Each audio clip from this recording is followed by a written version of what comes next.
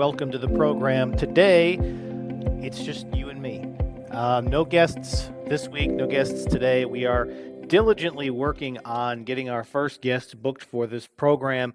And I really wanted to make the debut episode a great interview with one of our world-renowned experts that we're working on getting scheduled. But I felt like you and I, the audience, we need to build a little bit of a bond and a relationship before we start bringing in guests to this program.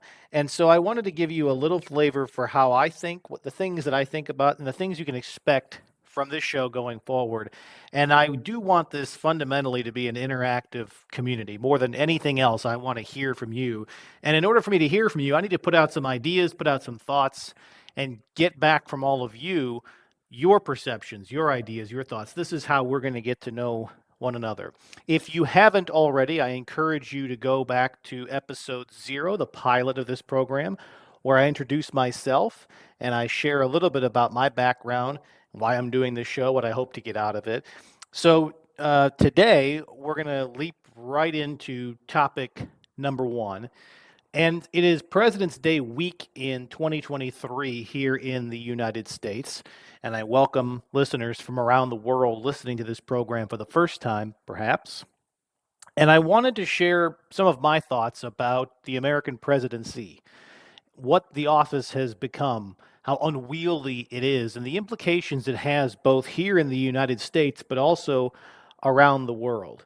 So I'm going to take a few minutes here to share some of my thoughts, but importantly, most importantly, I want to hear from you. I want to hear your thoughts. So I will remind you of all this again at the end of the program, but if you don't already know, you can learn more about this show, brianjmatos.com. All of our episodes will be available there. You, of course, can download this show wherever you get your podcasts. You can reach out to me directly with your thoughts and comments and questions, and I will answer them on this program. If you want to email me, it's info, at brianjmatos.com. Of course, you can follow me on Twitter at brianjmatos. If you prefer Facebook, you can message me there. My Facebook handle is brian.matos.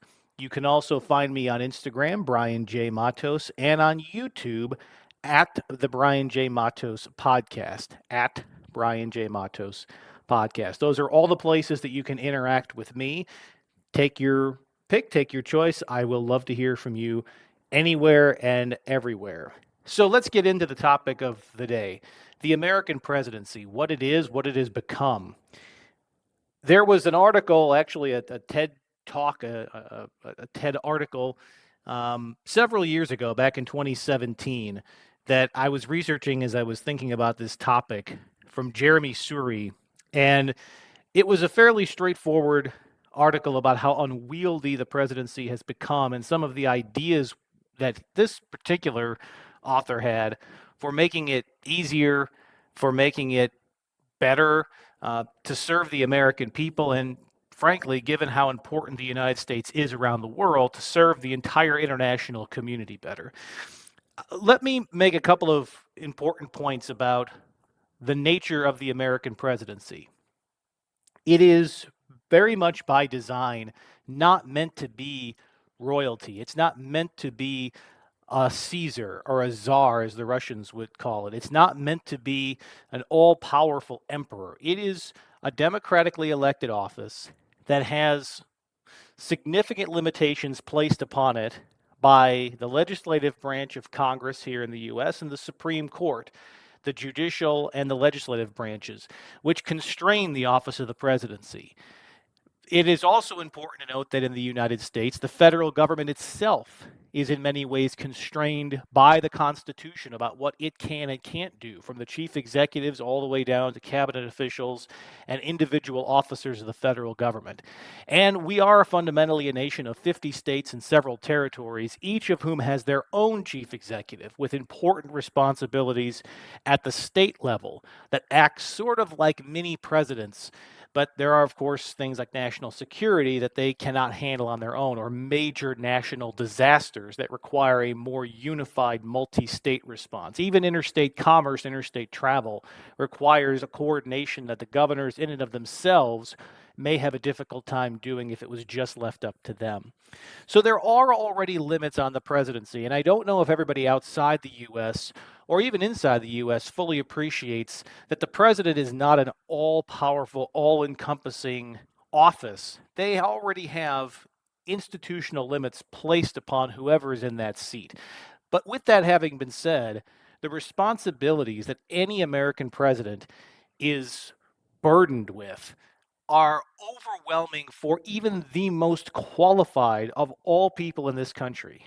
No matter how well educated you are, no matter what background you come from, no matter how adept and how skillful of a senior leader you have been in a previous life, whether it was political, whether it was public or private, whether it was leading a major enterprise or whether it was leading a community or even a state. There is no job in the world that could possibly prepare any single person for the responsibilities that come with that office every single day. And it shouldn't be surprising that no matter who is in that seat, they face constant criticism, both from their own political party, of course, from the opposition party, and from the general public that isn't particularly political most of the time. But everyone has their own needs, their own desires, and they project all of their problems onto this one individual. I think it's important for everybody outside the U.S. to understand, too, that the one trait that the American presidency has that's similar to what you see with royalty or with dictators or authoritarians in other countries is this idea that the president, whoever it is for that time the personification of the country that elected them. So here in the United States today, we have President Joe Biden. We had President Donald Trump for 4 years. We had President Barack Obama for 8 years. We had President George W. Bush for 8 years. And in those times, those 8-year or 4-year increments, many people around the world associated the individual in the office with the personification of America at that time. And of course, this is not necessarily true, and it's not meant to be that way. And yet, even we Americans oftentimes look at that individual as if they represent the entirety of the country and all of the diversity of our views, all the diversity of our backgrounds. And of course, no one person can possibly do that, nor do they wield the power that authoritarians or dictators or kings or czars do in other countries where they are, for better or worse, more or less the personification of their people because they have to be, because they force their people into believing the things that they espouse. So, as you think about that aspect alone, you're asking a single person to be the personification of all the people in the country. We have to get away from that. And we need our presidents, both those who are in office in the past and those who are running in the future, to start level setting the expectation that we are here to represent all Americans, yes. But it's not valuable to project all of your hopes and dreams and everything you are ever want to be onto this one individual. Getting away from that projecting is important to make the presidency a little more down to earth and realistic into what it is, what it can be, and what it should be. Now, let's talk about probably the single most important element that makes the American presidency difficult, and that is the combination of the role of commander in chief with authority for all U.S. military operations short of formal declarations of war.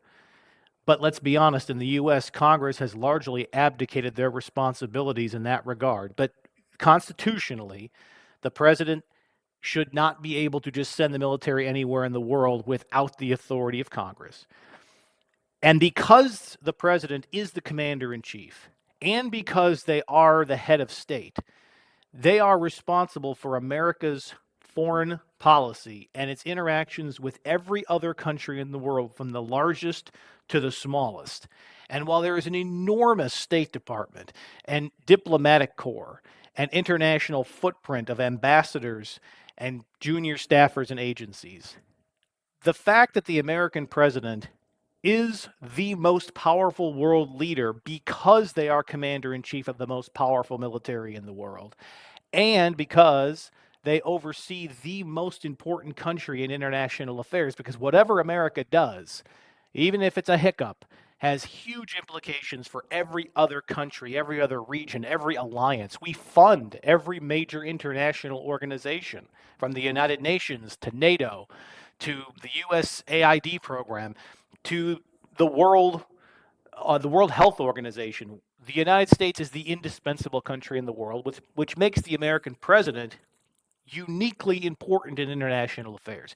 That job alone is an enormous task that would be overwhelming for any one person, no matter their background. But when you consider that many of America's recent presidents, the current president being one notable exception, had little to no practical foreign policy making experience, had not served in an office that had international facing roles, or had such a thin experience with international affairs that they truly didn't understand even the basic complexities of the world that they were now stepping into an indispensable leadership role for. At the same time, this commander in chief, who has this enormous responsibility over the international community, also has all of the domestic policy of this country under their purview. Most often, we think of that in terms of economic issues, but increasingly in the US, it's social issues, it's civil rights issues, it's healthcare issues, it's education issues, these enormous tasks. And balancing both of these things, America's international footprint and foreign policy and America's domestic policy, it's too much realistically for one person to do both well and to focus on and to be strategic on. A president is too often running from one crisis to the next to respond to the short term emergencies and not giving very much thought to the big picture and the long term footprint of America's policies and our objectives and our ideas and what we want to shape America's best interests to be.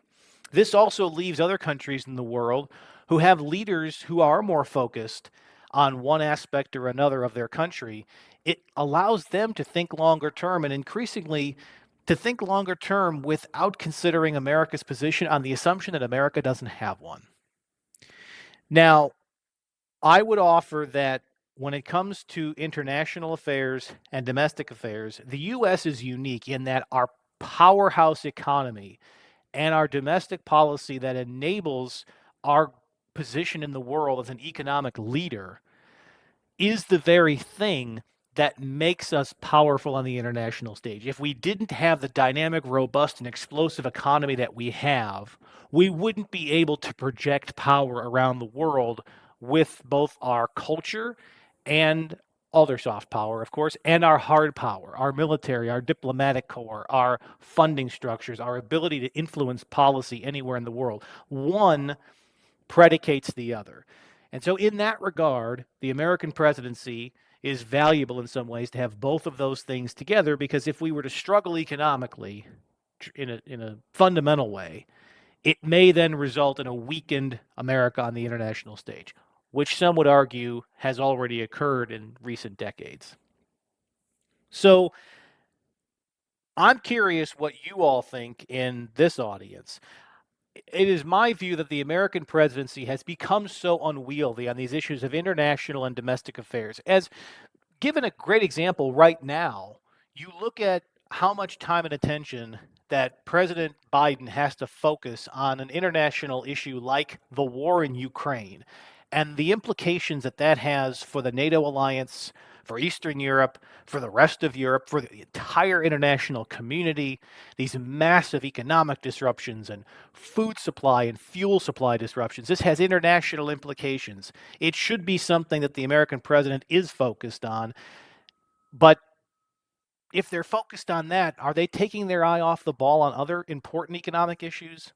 Is it really sufficient to just build out a cabinet of capable leaders? In other countries, we'd call them ministers, who oversee things like the State Department, like the Defense Department, like our the Secretary of the Department of Transportation, Secretary of Health and Human Services, Secretary of the Treasury. Is it enough to delegate that power to those individuals, or do you actually need leaders, elected leaders, importantly, who are overseeing the shop at home and another who's overseeing the head of state duties. I think it's asking an awful lot of any president of any age to do both at the same time. Now, I'm not suggesting you fundamentally have to split the presidency in two and elect two offices. What I'm suggesting is perhaps there's more domestic policy decisions that should be made by the vice president, considering that person is an elected officer. And perhaps the president should play more of a role as head of state most of the time. Perhaps there is a value in having other areas of government take on more responsibilities. So, look, traditionally, Congress should play a huge role in determining America's foreign policy position, and yet so often it's become just an advisory role with little actual responsibility. Perhaps we need to have a little bit more of that responsibility in the Congress. I would also argue that delegating some power back to the states is a good idea. Does the American president really need to be involved in all kinds of national issues that can and probably should be adjudicated at the state level? Now, we'd all have to start thinking about what those issues are. But for instance, it's hard to argue that you could ever come up with an education policy that will apply to all 50 states and territories.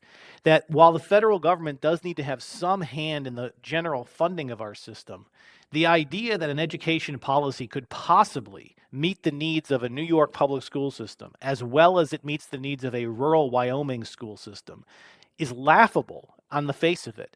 These states are fundamentally different, the communities are fundamentally different, and while there is some value, important value, in having curriculum that bonds us all together as Americans, it's also important to recognize how diverse the country is geographically, regionally, culturally, and to allow some of those decisions to be made at the more local level and not have as much government intervention and interference. Now, my other consideration about the presidency, aside from the mixing of international and domestic policy, is the key distinction between what issues a president should weigh in on and what issues a president perhaps doesn't need to take as much of a role into. So, a lot of us think about the presidency as a position of great authority with the bully pulpit to move America's opinion. And that's true, but we can't move America's opinion on everything. We have to have some focus. I think it's been an interesting couple of decades with the American president, whoever it is, weighing in on different issues depending on the individual themselves and their ability and their qualification to speak to those issues. For 8 years during the Obama administration, we had a president who could talk about civil rights from a unique point of view, somebody who's lived it, somebody who's been on the receiving end of prejudice, of potentially harmful insinuations and opinions about who they are, where they're coming from, what they're doing, somebody who suffered that while they were in office. But is that really a topic that every American president will be able to speak to and talk about with any real authority? Probably not. We had a president who had some background as a governor. We've had many presidents with a background as a governor. So perhaps they were more capable of speaking about issues at the state level and the distinction between what can be done at the federal and what can be done at the state. But not every president has the governor's mindset or a governor's background. Some presidents, like our current president, come from a legislative background, as did several former presidents. And so they're more able to speak about the legislative process, what's achievable, what's not. But not every president can do that. Not every president's going to have that background. So even when we think about what the qualifications for the office are and how those qualifications enable the president to speak with authority on important topics and issues, as you think about the difference between presidents, does that change what those presidents can speak about just because the person has changed but the office has not? I think increasingly the American president is being asked, like many chief executives of companies around the country, to weigh in on issues well outside their expertise and potentially on issues that are well outside their ability to have any positive impact on because they just don't have the experience and their office carries a unique weight that may actually inflame issues rather than put them at the center of our discussion. And finally, we have to talk about the role of the American president in our political landscape. That it's odd in some ways that once elected president, somebody is supposed to represent all of the people of the country, irregardless of what party they come from. And yet they're still the head of just one of America's two major political parties, which means they spend a good portion of their time both running for reelection, helping other people in their party get elected or reelected, raising money for their party, and actively bashing the other party. The very nature of a president being from a political party, that this is a partisan position that remains partisan through the term in office, also diminishes to some degree the impact that that office can have, because half the country, more or less, or at least 40%, they're just tuning you out because you're not, quote unquote, their president. You're the president, but you're not their president. And if we continue to have the political divisions that we have in this country, as many countries around the world have, and the person who is in that seat is both the chief executive for all domestic federal issues, but also the head of state for all international issues, that is a very hard position, in my view, to have as a partisan seat that is looked through partisan lens. This is where I think Americans would appreciate the ability to elect one leader to be head of state and one leader to be head of the executive branch for domestic policy issues. I know many Americans who have, let's call them, more left of center point of views as they pertain to domestic matters, but they have a more conservative, robust global foreign policy perspective. And conversely, others who may have more of a low regulation, low taxation posture towards the American economy and other domestic issues, but internationally they're very concerned about America's place in conflicts. And they don't really like America's footprint around the world. They would view these two gargantuan issues in two different ways. And we could very possibly have a country with a head of state that had a more left of center position, we'll call it, but a domestic leader who had more of a right of center, or vice versa. There are times where America's foreign policy becomes much more robust, and then times where, at the very same time, our domestic policy becomes more of a social good, and the focus is on how we take care of the American public economically, healthcare, education, jobs, justice, all of these important domestic issues. By electing a president that we both have to deal with foreign policy issues and domestic policies, we as Americans are often having to choose between these two things that we don't necessarily view through the same light. And we're always having to compromise by electing somebody who we disagree with on a great number of our issues. And we won't even get into the topic of independent candidates and lack thereof, and the lack of third parties. These are just some of the considerations of the American presidency. So my conclusion of this, and now what I ask you all to come back to me with some of your thoughts and ideas, is, do you believe the American presidency, as we celebrate this President's Day week here in the U.S., from our domestic audience, I'd like to know from you, do you feel as I do that this office has become hopelessly unwieldy? That we as Americans are constantly having to elect somebody that couldn't possibly be qualified to do all aspects of this job, and that we would like to be able to split our votes between the issues of foreign policy and the issues of domestic policy, the issues that come with being a head of state versus the issues that come with being a chief executive. These are fundamentally different things, and I think it would be very valuable for us to see a change in our election system that allows us to have more than one vote on these particularly critical issues and how we might perceive them and view them. Internationally, I'd love to hear from others about whether you agree with me that how America elects its president has a huge implication for countries around the world. And if it would be perceived as being something better or more consistent for America to produce a head of state that was international facing and focused more consistently, and then having somebody more focused domestically. Would that be something that would actually help move international policy forward and allow America to sometimes split the difference between what it wants domestically and what its people want to do internationally? And then I want to throw out to all of you out there who have a more political view of these things. Do you feel that an office as powerful as this should be left to the confines of partisan politics, or should these elections be run in a nonpartisan way? And the Republicans and the Democrats can put forward whoever they want, and independents can put forward whoever they want. But why should we have to choose through a primary process and a general process a seat that is supposed to represent everybody? And if the person who wins that office is beholden to just one party, to raise money for that party, to be the face of that party, can that ever possibly produce the kind of results that we're going to want as a public, as a body politic? Or will we always be electing somebody who's just going to be thinking about how to advance the interests of their party ahead of the interests of the country as a whole, unable or unwilling to compromise in a way that many of us might be willing to because we put country over party?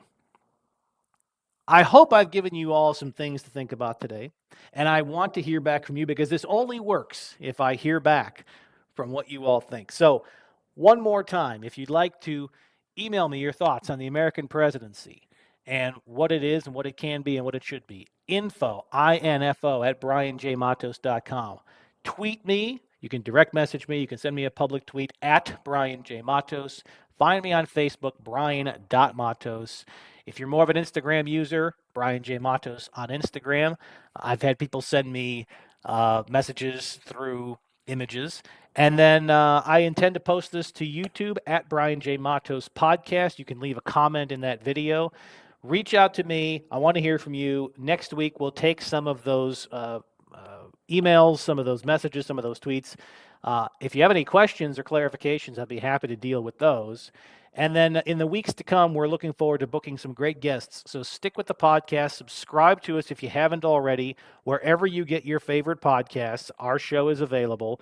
And if you're looking for the latest content, written, verbal, or otherwise, brianjmatos.com is the place to go. I post new content there every week, whenever at all possible. And I look forward to hearing from you all soon. I look forward to talking to you again. Have a great week. We'll talk again soon.